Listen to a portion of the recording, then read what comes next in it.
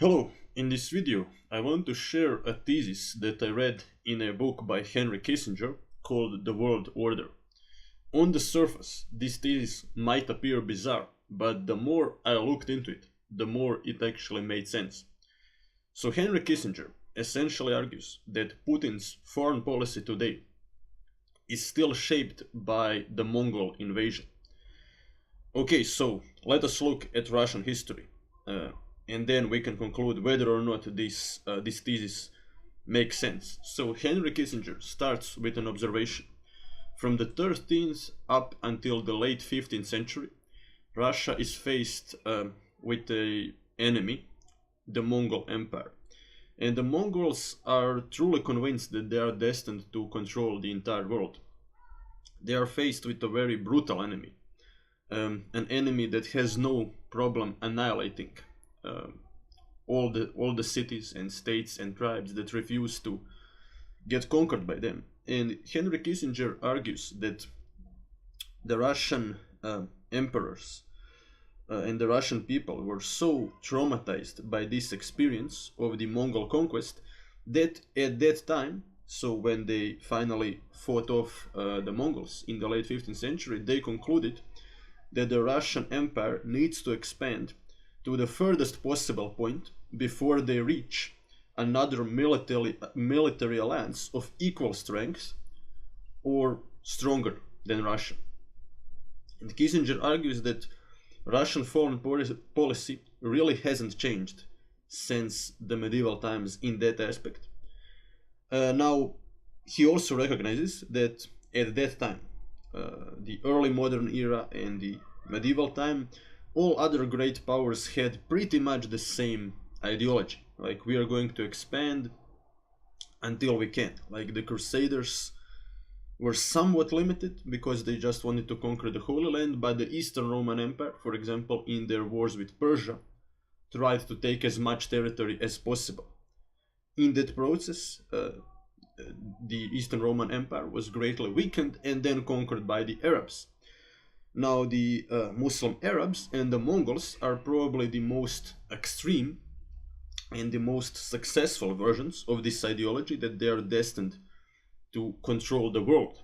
The Eastern Roman Empire believed that they are destined to create the Roman Empire again, but they would always fail for some reason, primarily because they would either get attacked by Arabs or by the Bulgarian Khaganate that used to be pretty strong. China, although often isolationist, also had times of just spreading until they reached the furthest possible point, like under the Qin dynasty. They conquered Taiwan and many other areas and islands. So yeah, there's nothing that weird about having that ideology back in the 15th, 16th century. But then Kissinger argues, in Europe, something changes in the 17th century. The 30 Years' War happens, one of the most brutal wars in history.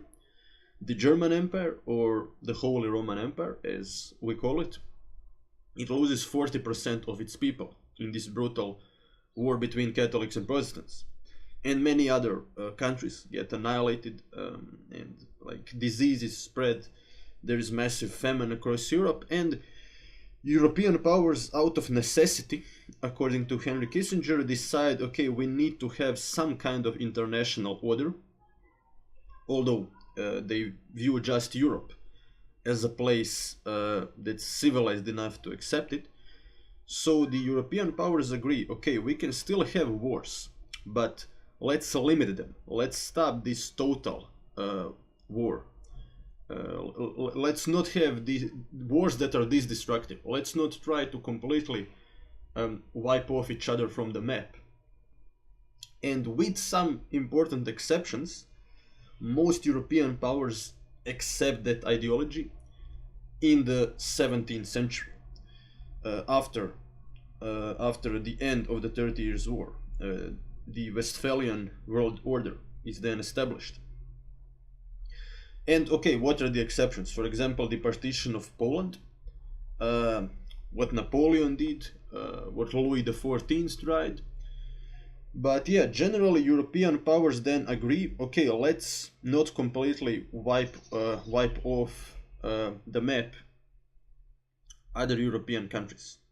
And okay, the reason why this principle is generally upheld, Kissinger also argues, as do many other historians, is that the British Empire, the strongest navy in the world, decided to defend this world order. At first it was the European order.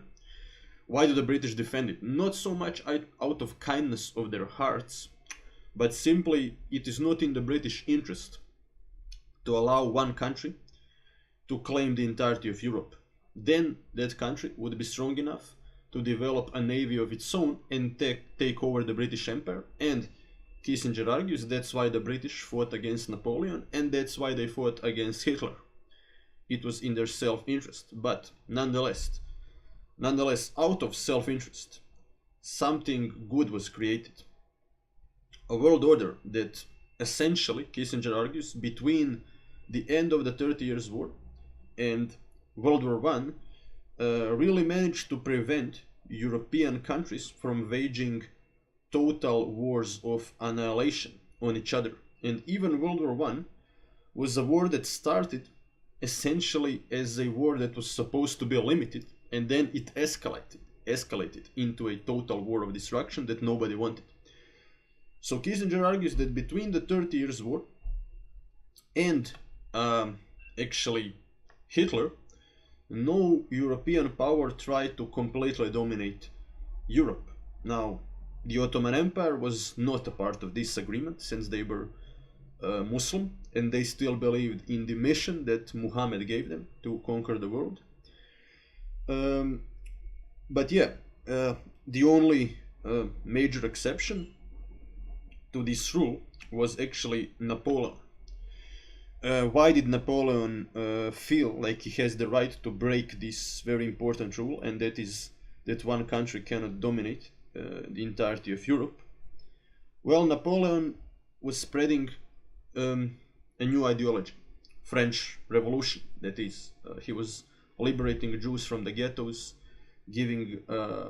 abolishing feudalism, and yeah, that's why he felt he is entitled to now spread the revolution in a similar way in which Stalin felt that he was entitled to, after the fall of fascism, to spread the communist revolution. But okay, that Stalin also made some other arguments that sound much more like something that a Russian emperor would say.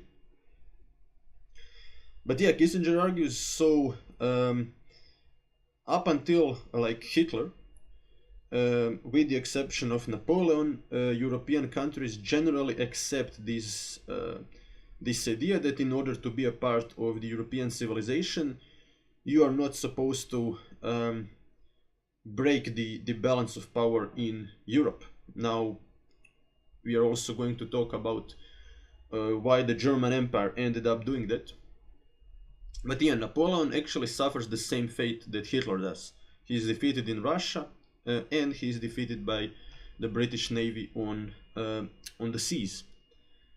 And what happens then? So with the French army being annihilated, suddenly Russia is the main land power in Europe, and the Russian emperors, they have the opportunity to claim Central and Eastern Europe for themselves. Russian Emperor Aleksandar III, he actually does something that was very worrying at the time for all European rurals. He orders 150,000 of his men to march around Paris. And the message was very, very clear. What he was saying to other European states at the time was, look at my army, I can conquer you if I want. And many European intellectuals and philosophers at the time, they freak out, and many of them say now Russia is just going to take over Europe. But that doesn't happen. So why not? Because the Russian emperors at the time, Kissinger argues, were too worried that a revolution might break out on their own soil. So that's why they didn't want to wage huge wars against other Christian European nations, because they were afraid that if they get bogged down in a destructive war, that revolution will start somewhere in Europe and then spread to their own soil. And in a way they were right. That happened in World War I, although it started on their soil, which is not what many people expected, the revolution to start in the most backwards country in Europe. But so something interesting also happens. So the Russian emperors, they do not want to like attack other European countries, at least not like to the extent that would force them to have a huge war. So they decide to attack the so after crushing the revolution of 1848, in which the Russian military, together with the Croatian general Ban Jelačić, they saved the Habsburg monarchy from revolution. After that, the Russian Empire decides to attack the Ottoman Empire in the Crimean War.